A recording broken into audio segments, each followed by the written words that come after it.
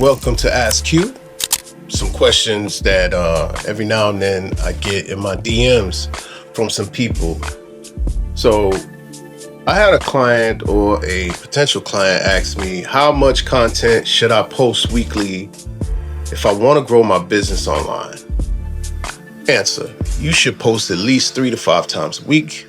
Therefore, you're building a consistency and you're building trust. It's better than flooding your feed. If you flood your feed too much, sometimes it can get lost in the mix. Do I really need professional photos or video if I'm just starting my business? First impressions matter. Let's take it there. You don't want a full production, but a clean, intentional point of visuals that set the tone for how people view your brand. Even one solid branding shoot can give you 1 month of content. What's the difference between booking a photographer versus hiring a content creator? That photographer captures the actual moments. A content creator tells the brand's story, gives you strategic videos and content you can actually post and convert with. How early should I book my wedding photographer or videographer? Ideally, you want about 6 to 12 months in advance, especially if your wedding date is during a peak season like June.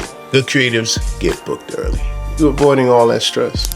Is it better to have one long video or a bunch of short form clips for my brand? Good question.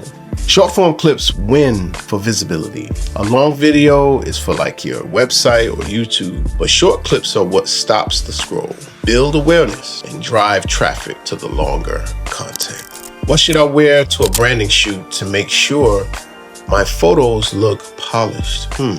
Stick to solid colors, avoid busy patterns. Wear something that matches your brand's vibe. Also, prep your clothes because wrinkles show up on camera. Can I reuse content from a wedding or event for social media later? Easy one. Absolutely. Behind the scenes shots and testimonials. One event can give you a week's worth of social media if you plan ahead with your content creator. How do I look more natural on camera? I always feel awkward.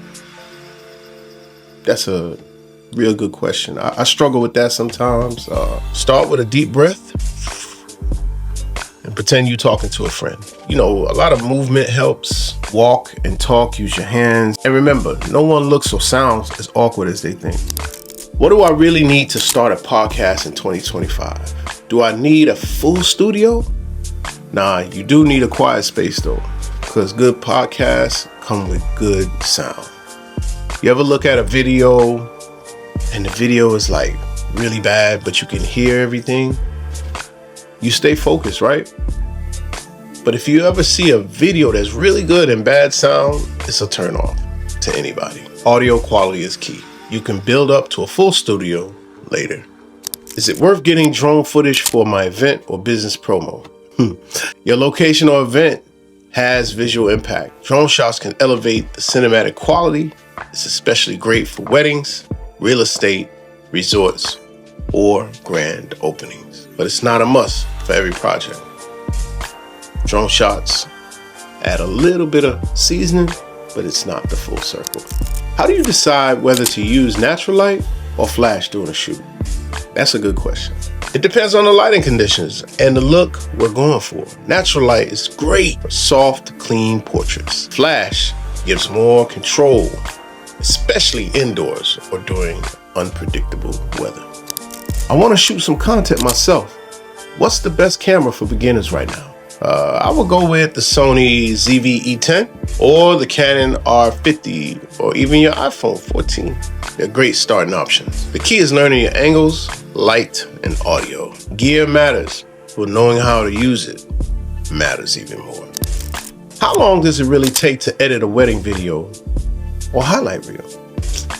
A quality highlight reel takes about 10 to 20 hours, depending on the footage, storytelling, music, syncing, and color grading.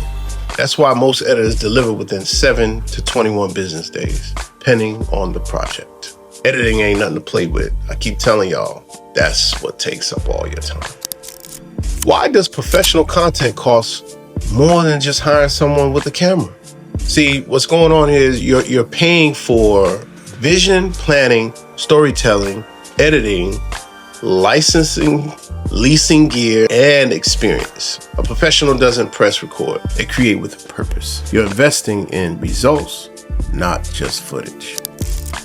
What should I include in my shot list for a personal or business content shoot? Good question.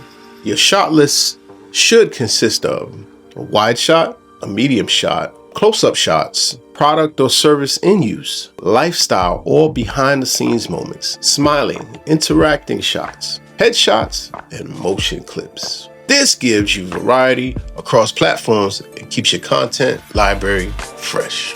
For more on Ask Hue, just check out the YouTube channel, Visuals and Vibes by Hue. I am your guest, Hugh Hayes. Just ask Hugh. Just Ask Hue. Visuals by Hue.